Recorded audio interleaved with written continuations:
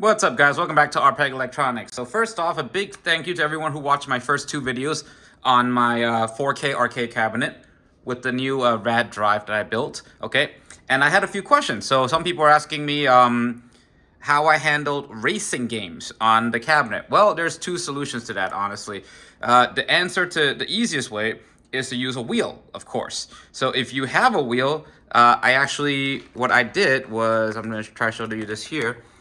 I actually just put a USB extender here, which I will plug my wheel into, and then I will disable my control 1 and 2 so that my wheel will be X input 1. All right, my system uses all X input, so it goes in order. So for racing games, it must be Joy 1. So if you plug a wheel in and these aren't disabled, it's gonna be Joy 3, which is gonna be no good. Only this one is gonna start controlling the wheel.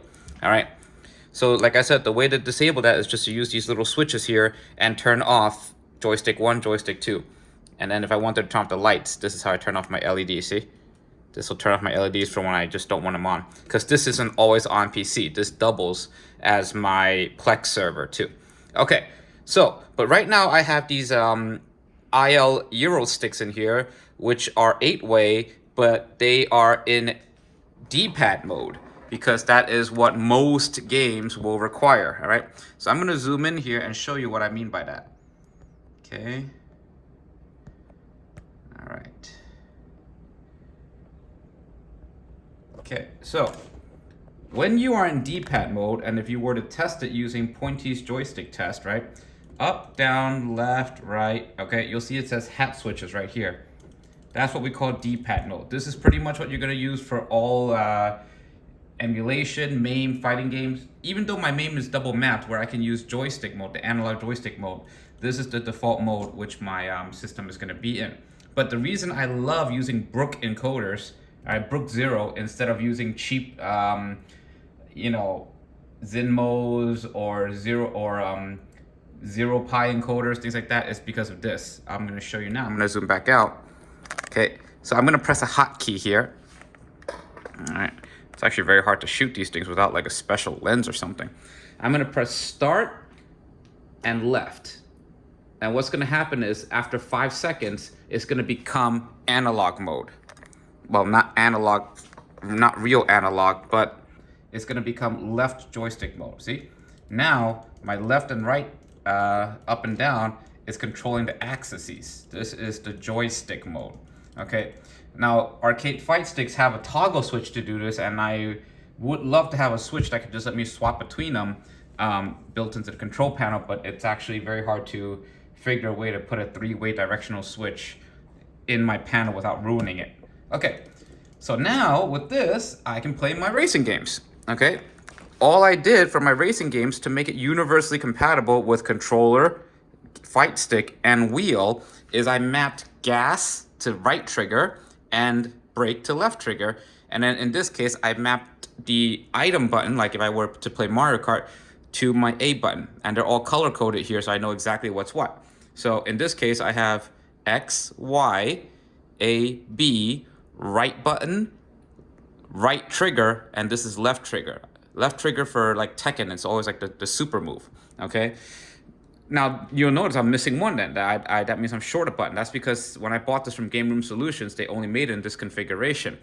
So if I'm lucky and I'm asking them to send me a new panel, I'm trying to buy a new panel. I'm not asking it for free. With a trackball so I can avoid using my mouse. 2 mouse keys, 2 mouse buttons, and gonna have a 8 button configuration. I'm hoping that will come through, but Game Room Solutions is a little bit notorious for slow service. But again, you get what you pay for. The price is extremely reasonable, so I can't really complain in that aspect. All right, so now I'm gonna play some my favorite one. Let's do Mario. Let's do Sega Racing. Actually, it's like Mario Kart but with Sega. All right. And because everything is mapped properly to an analog stick now, and as an analog stick mode, it'll work. It's not a true analog though, because it only goes extreme left, extreme right, up and down. A wheel has degrees, you know, it has like, 10% there, 30% there, and that's what makes it a wheel. I have a wheel, but I haven't installed or I haven't even brought it over from my old house yet because well, there's just so much things to do. All right. Okay, so here we go, game starting. And since this is a racer, arcade racing, only one player will work, okay? Sonic and Sega All-Stars Racing! All right, see? Gonna pick this interesting monkey thing. Amigo! Shibuya downtown. All right, so I got my gas, my brake, and my wheel. Relax, put your feet up. 3, 2, 1, go! All right, so you pretty much tap the joystick to like steer. Billy Hatcher snatches the lead.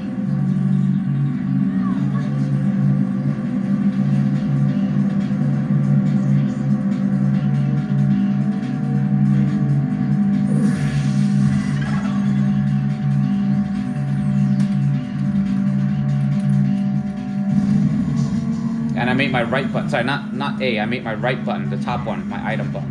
Should have actually made it A. Ooh, there we go.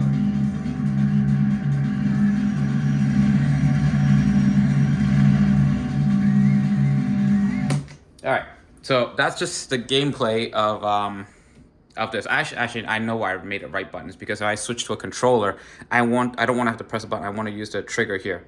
Okay, so basically, that's how you get analog inputs on a joystick. All right, so again, what I'm using is the Brook 0 Pi. This is like $30 on Amazon. I just made some custom wiring harnesses to make it nice and clean, you know, because I'm when I want to unplug it, I don't want this whole rat's nest of wires. I'm gonna take all this, just straight unplug it and then plug it right back in, hopefully. Okay, when I build a new one. All right, so that's how racing is handled on my RAD drive. So for anyone who wants to build something like that, I suggest you use this type of mapping in order to keep everything clean and consistent throughout all controllers. Have a good day, guys. Don't forget to like and subscribe.